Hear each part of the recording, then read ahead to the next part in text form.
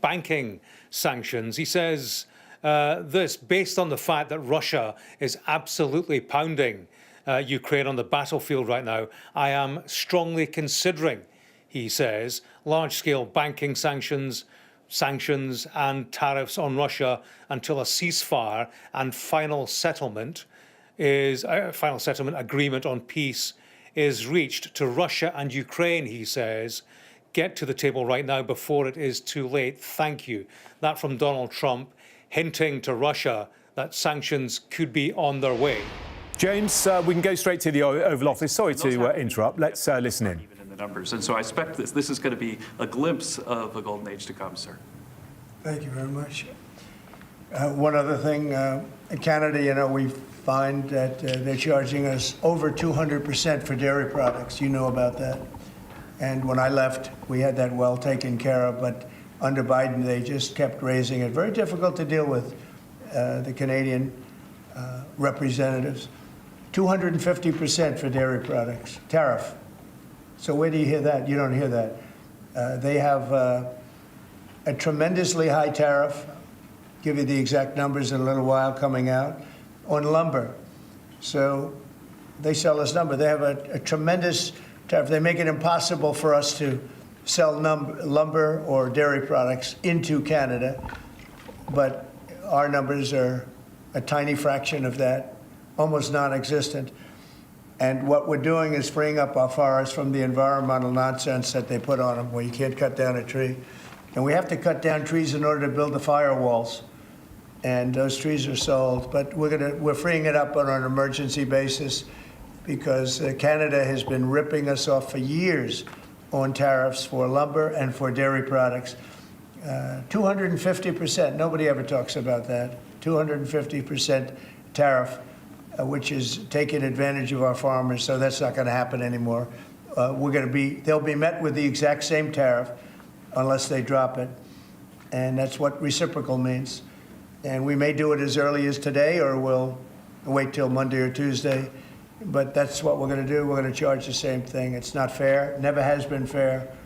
And they've treated our farmers badly. Look, our country's been ripped off by everybody, and that stops now. I had it stopped in my first term, and we're going to really stop it now because this has been very unfair. Our country, from an economic standpoint, a financial standpoint, and a trade standpoint, has been absolutely ripped off by almost every country in the world. Canada, Mexico, and then you just go right down the line. India charges us massive tariffs, massive. You can't even sell anything into India. It's almost restrictive. It is restrictive. We do very little business inside. They've agreed, by the way, they want to cut their tariffs way down now because somebody's finally exposing them for what they've done. And same thing with China, same thing with a lot of other countries. And the EU has been a terrible abuser of this country. I mean, the EU was formulated in order to take advantage of the United States, and they have taken it, but they're not taking advantage when I'm in charge. So sometimes you'll hear some negative things. It's always from outside countries. America will be very strong. And, if I'm a foreign country, they're going to do fine. But they can't do like they used to do because we're going to bring back our business into this country. We need it from a job standpoint. We need it from even just a psychological standpoint. Think of it, 90,000 factories are gone since the beginning of NAFTA. So we're not going to have that, and we're going to see them build it back. Now, we've already had 5 major automobile companies. First time you've heard this in a long time, since my first term, actually, where we were really rocking and rolling, and then Biden came in and he stopped everything, like such a stupid thing to do, not even a believable thing. But we have many auto plants now coming in. We have big chip plants. We have the biggest chip company in the world, most powerful, probably one of the most powerful companies in the world. Wouldn't you say, Kevin? And he's coming in, and they're building one of the largest chip plants in the world. That'll be done in Arizona, mostly in Arizona. And that'll give us a big percentage. That one plant will give us a big percentage of the chip market, something we have very little of. We used to have Intel, and Intel was run by a man named Andy Grove. And Andy Grove was a tough smart guy. I used to read about him when I was a young man, and he did an incredible job. He really dominated the chip business.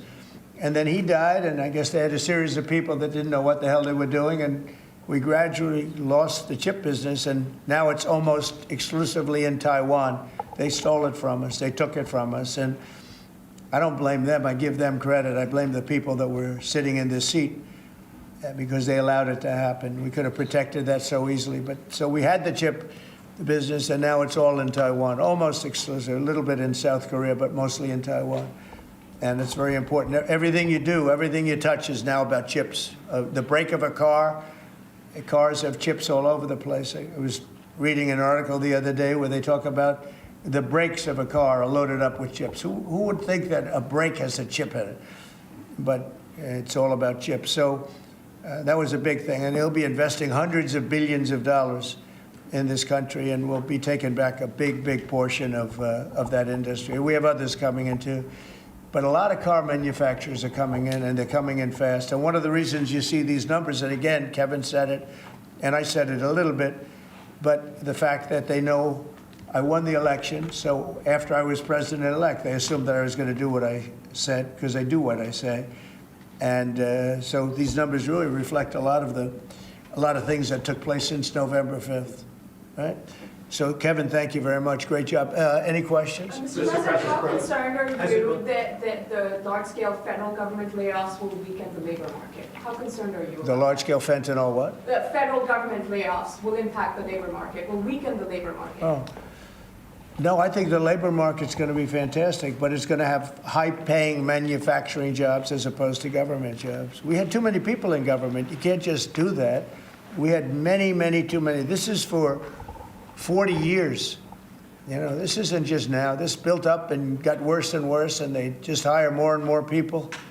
You look at Department of Education, it seems like so many buildings I ride by, it says Department of Education. They're all over the place. And we don't even want it. We want the education to be given by the states. It'll be much better. It'll move us to the top of the list from the bottom of the list, and actually save us money. But it's too important to even talk about them. It'll save us a lot of money, but we don't want that. We want education to be given. So you go to Iowa and Indiana and Idaho and all these places, they're so well run. They're going to be producing education that will be the equivalent of, like Denmark is one, Norway, Sweden. Actually, China is one of the better in terms of education, and so we can't blame size anymore. You know, China has 1.4 billion people, but they're very high on their list. The one thing we're doing well on, we're number one on the list, is cost per pupil. We spend more money than any other country in the world by far. So I jokingly say the one thing we do well on is the cost. We spend more money, and yet we're toward the bottom of the list. Yeah. Mr. President, I want to ask you, the joint address, millions of Americans watched your joint address earlier this week where you warned that there could be a little disturbance that Americans could feel as a function of these taxes, these tariffs. How much disturbance are you willing to accept in the near term as a function of that? And to set expectations, how long should Americans expect things to cost a bit more? Well, so far, Peter, there hasn't been very much because these numbers are coming out. We're here for just a little over 4 weeks. And these are fantastic numbers. I was watching some of the reports this morning. They were surprised. There could be some disturbance, a little bit of disturbance. I solved a little bit of that because I have respect for our auto companies, and I gave them a little bit of a 1-month reprieve because it was unfair, although I'm sure they'll take advantage of it. I see they're driving a lot of cars into the U.S. to try and avoid the tariffs, and they're taking advantage of it a little bit. But they called me, they asked me, they said, could they have a little bit of help? And I decided, they're American companies, USMCA, and I let them have that. But this really kicks in, the reciprocals, kicks in on, let's see, I guess the 2nd. And I wanted it to be the 1st so badly. It just didn't want to be on April Fool's Day.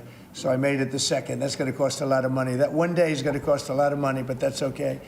But I don't see it. I don't see anything. I see good reports. I think we're going to have good numbers from the beginning. Now, globalists won't love this because this brings jobs back to America. So if they're coming back to America, maybe you'll lose some in other parts of the world.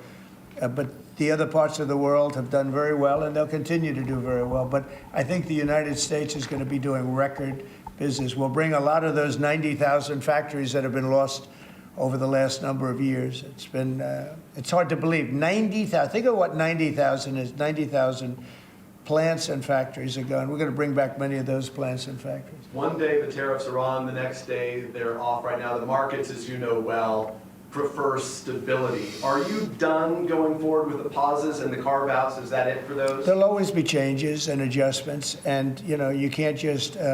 I could have, for instance, told the American car companies, no, I'm not going to give you anything, and then you wouldn't have had to say, well, they're getting a little extra.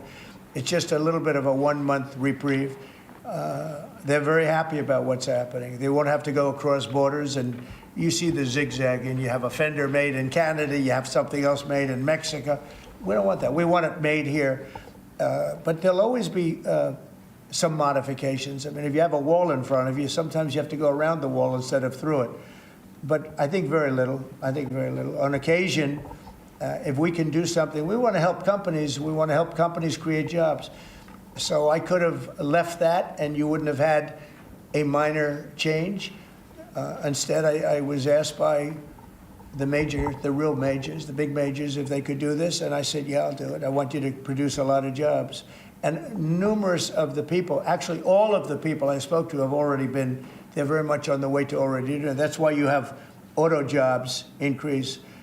And the man, I don't know him, Sean Fain, I don't know him, and I did great, as you know, with the auto workers, with the Teamsters, with unions, I did fantastically well. Best numbers ever by a Republican. And I have a lot of respect for those people. But Sean Fain, who I don't know, but wasn't a supporter, although the auto workers were big supporters. I watched him last night, and he said, Donald Trump is absolutely right on tariffs. He said, what he's doing on tariffs is an incredible thing. And it's about time somebody had the guts to do it, because we're going to save auto manufacturing. And I said to people when I was campaigning, you're going to have so many auto jobs, you're not going to believe what's going to happen. We're going to load up Michigan. I won the state of Michigan, as you know. And part of the reason I won it was I got a lot of auto workers that voted for me, Detroit, et cetera. But I think people are going to be very surprised. Yes? Thank you, Mr. President. You mentioned in your remarks chips manufacturing, how a significant percentage is now in Taiwan. You also mentioned it in your address to Congress, and you called on Congress to overturn the CHIPS Act, which had bipartisan support in the last Congress. Why would you like to see this particular law overturned, Mr. President? Because it's hundreds of billions of dollars, and it's just a waste of money. Now, some people have already taken the money and used it. Actually, it's very hard to qualify, because they go by race, they go by gender, they go by all sorts of things. Nobody's ever seen anything like it. You won't be able to find those people. So I don't even think anybody can qualify. They have so many different categories. In order to qualify, you have to have so many of a certain race, a certain gender, a certain this, a certain, and I don't think they can qualify, but if they take the money, they better qualify, because they'll be watching them. But it's a tremendous waste of money. I didn't give the greatest chip company in the world, one of the greatest companies, I didn't give them 10 cents. They came here because of tariffs, because they didn't want to pay the tariffs. And they also came here because they like the results of the election, because they know that I'm very pro-business and pro-jobs. I mean, I'm pro-business, not for business sake. I'm pro-business because of jobs, because business is producing the jobs. Okay? On Russia, if I may, President Putin is bombing Ukraine. Yeah. Do you still believe him when he tells you that he wants peace? Yeah, no, I believe him. I believe him. I think we're doing very well with Russia. But right now they're bombing the hell out of Ukraine, and I'm finding it more difficult, frankly, to deal with Ukraine. And they don't have the cards. They don't have the cards. As you know, we're meeting in Saudi Arabia on sometime next week, early. And we're talking, I find that in terms of getting a final settlement, it may be easier dealing with Russia, which is surprising because they have all the cards. I mean, they're bombing the hell out of them right now. And I put a statement in, a very strong statement. Can't do that. You can't do that. Mr. President. We're trying to help them. And Ukraine has to get on the ball and get a job done. Michael, could you come up here? I see Michael back there. Good, I'm glad. He's traveling all over the world. I just saw him come in the door. Could you give a little definition of what's going on, please? Sure. Well, the president has been crystal clear, and he's been clear to all sides. The fighting has to stop. Both sides need to get to the table. We had a good engagement. Both leaders have said only President Trump could do so, and only he has been able to do so. We had an initial engagement with the Russians. The Ukrainians had a great opportunity to bind our economies together through that mineral deal. Unfortunately, that didn't go so well, but we think we're going to get things back on track. Secretary Rubio, myself and the Ukrainian delegation will be meeting in Saudi Arabia next week to get these talks back on track, get a ceasefire in place, and drive peace home under President Trump's leadership. You put out I think both parties want to settle. I think if I wasn't president, this war would have had no chance of settlement, zero chance. But I think we're going to get it settled and stopped. We got to stop. They're losing on average 2,000 soldiers a week. That's a lot of soldiers. Do you agree, Peter? It's a lot of soldiers on both sides, I agree. Do you, Mr. President, think that Vladimir Putin is taking advantage of the U.S. pause right now on intelligence and military aid to Ukraine? No, I actually think he's doing what anybody else would do. I think he wants to get it stopped and settled, and I think he's hitting them harder than he's been hitting them. And I think probably anybody in that position would be doing that right now. He wants to get it ended, and I think Ukraine wants to get it ended, but I don't see, it's crazy. They're taking tremendous punishment. I don't quite get it, but I suspect, Michael, he probably wants to get it ended. He does, Mr. President. The Russians are taking incredible losses on the front. As the president has said, this is a meat grinder of people, of material, of national treasure, and no one else has any solutions except to let this war continue forever. But I'll add, the president has had multiple conversations and a visit from President Macron of France, Prime Minister Starmer of the United Kingdom. We have the NATO Secretary General coming next week. We have this meeting with the Ukrainians. We've had it with the Russians. All of this in the president's first month in his leadership. We will engage in the shuttle diplomacy, and we will continue to use his leadership and what leverage we have to get both sides of the peace table. It's not going to be easy, but President Trump... This war should have never happened. It would have never happened if I were president, but it did happen. So a lot of other things shouldn't have happened, too. We shouldn't have 21 million people pouring into our country through open borders, many of whom are criminals, very bad criminals, including murderers, thousands of murderers.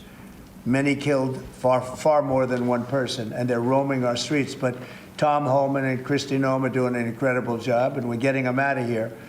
And we'll get them out. We'll get them all out. But all these things shouldn't have happened. We shouldn't have inflation. We shouldn't have had this horrible inflation where the prices have gone up. Look at eggs. So we're doing a good job. We're doing a good job. Mr. President, in regards to the pause on military assistance to Ukraine, you put out on your social media post today that Russia is pounding Ukraine. That's right. Why not provide Ukraine with air defenses? And what happens, Mr. President, when Ukraine runs out of the Patriot missile batteries? Good question. Because I have to know that they want to settle. I don't know that they want to settle. If they don't want to settle, we're out of there because we want them to settle. And I'm doing it to stop death. More important than anything else. Secondarily, way down the line is the money. So we're in for $350 billion, and Europe is in for $100 billion. They should be in for the same or more than us. And, you know, I watched over the last week or so what's going on in Europe. This thing could end up in World War III if we don't get it settled. This could really end up in a World War III. We got to get it settled. So on Iran, how confident are you that the Iranians will negotiate with you? And is Israel on board with this outrage?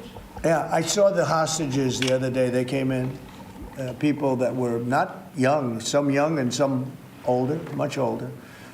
And they gave, it was hard for them to do it, actually. They gave statements as to what happened. I was asking, what happened? How was it? I said, did you see anybody in there that was kind, like out of the hundreds of people that you were seeing, Hamas? Did some of them wink at you and say, don't worry, you're going to be okay, or give you a piece of bread, or no? I said, were there any people that were, like, kind? I was shocked. The answer was nobody. There was nobody. Just the opposite. They'd be slapped and punched. One man broke his ribs. He couldn't breathe for a month. It was brutal. I was so surprised. Could you think there'd be a couple of people that would be kind, that would say, you're going to be okay? But they had none of that. It's pretty amazing. Brian? Thank you, Mr. President. He's a kind person. Well, according to Although not to Zelensky, he wasn't. Well, you know what, that's another But to Trump, he's been good. Yeah. Go ahead, Brian. Nice tie, by the way. Thank you. Thank you. I like yours, too. Two questions. One on peace. Why don't you think any other European countries are offering a peace deal? It seems like no one's come to the table for peace except for you. Yeah. It's a very good question. Sometimes questions aren't answerable. They're in a very unusual position. They don't know how to end the war. I think I do know how to end the war.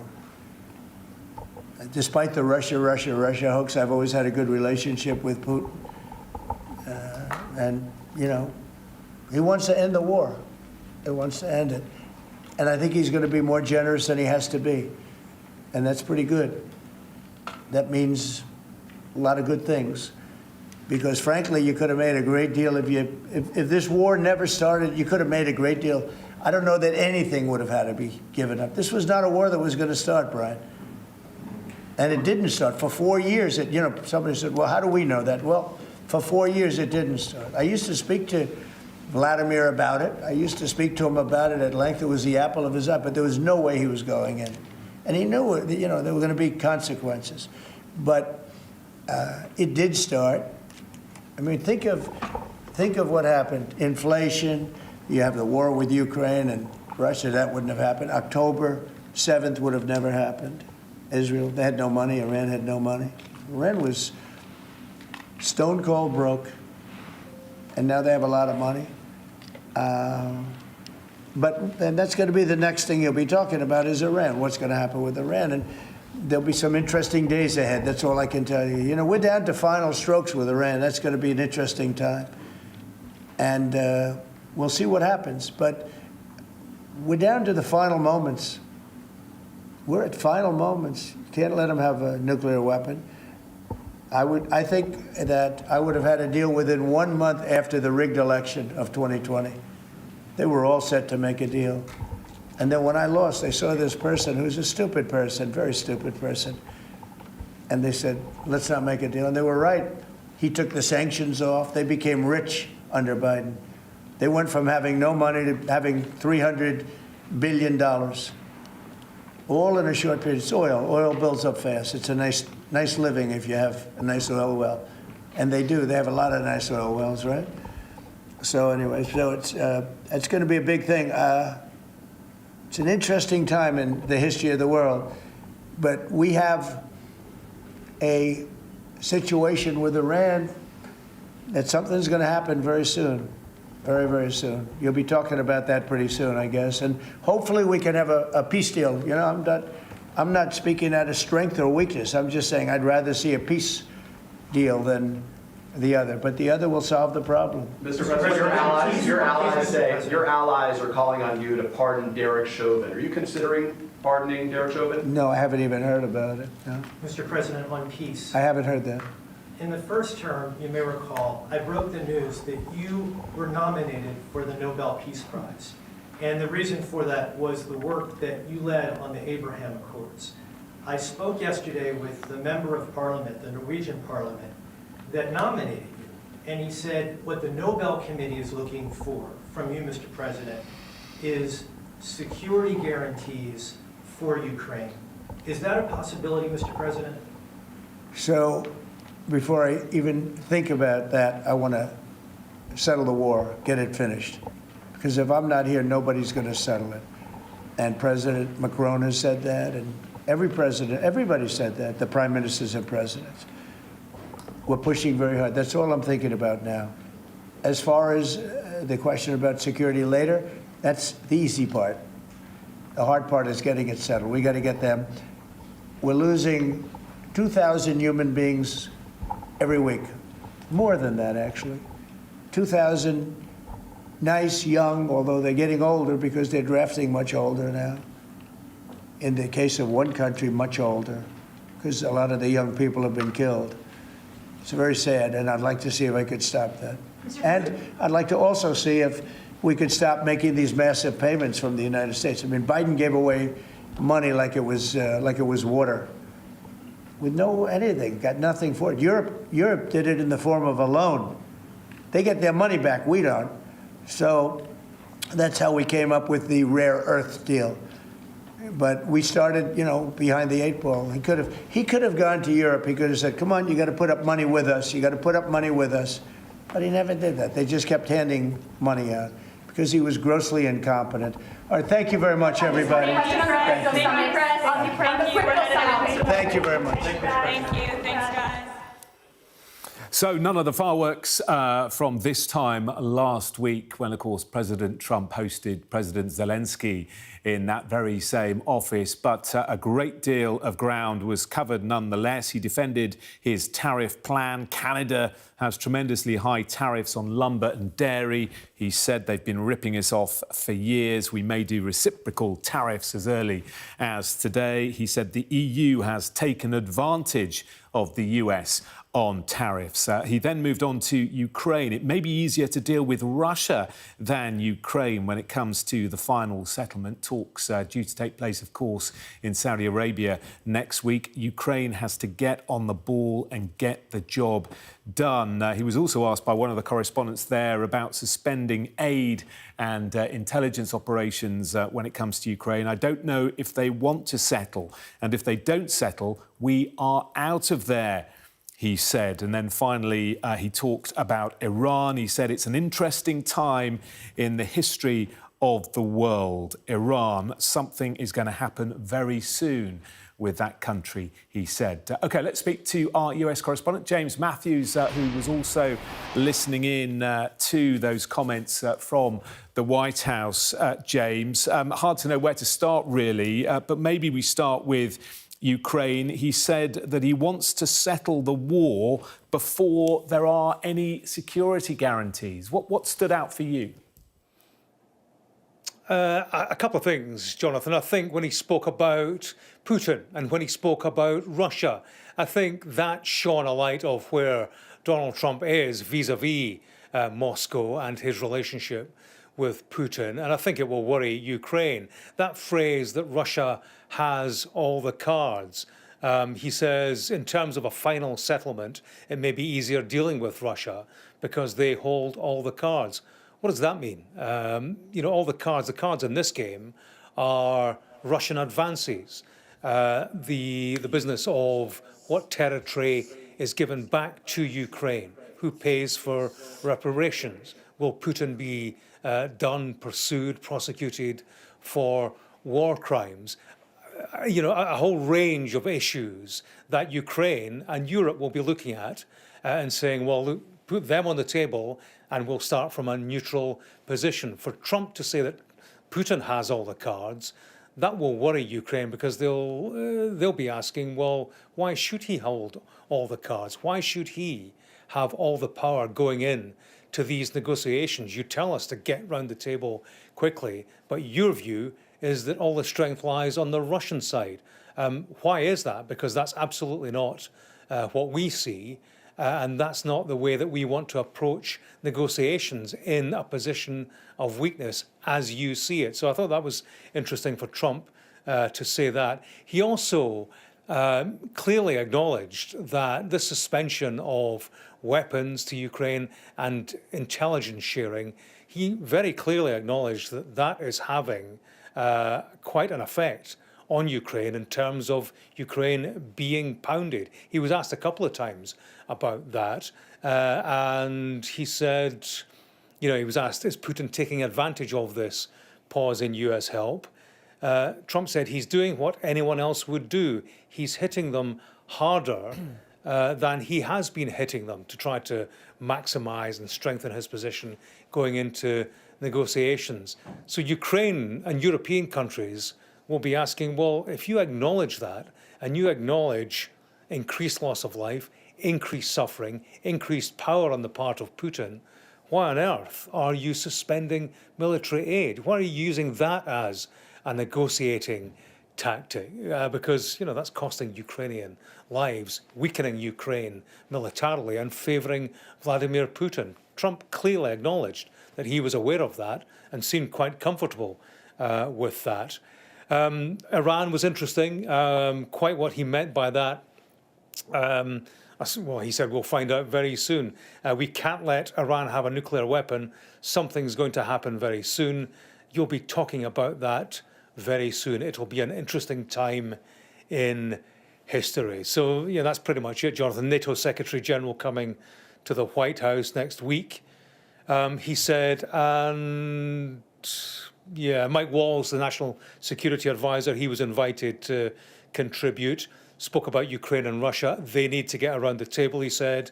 Ukrainians had a great opportunity to bind our economies. We think we're going to get things back on track. I think both parties want it settled, he said. So not necessarily any further forward in terms of progress, but like I say, I think we were given an insight there into Trump, what he thinks, you know, vis-a-vis Ukraine negotiations and his relationship again with Putin. OK, James, thank you very much. James Matthews there in Washington.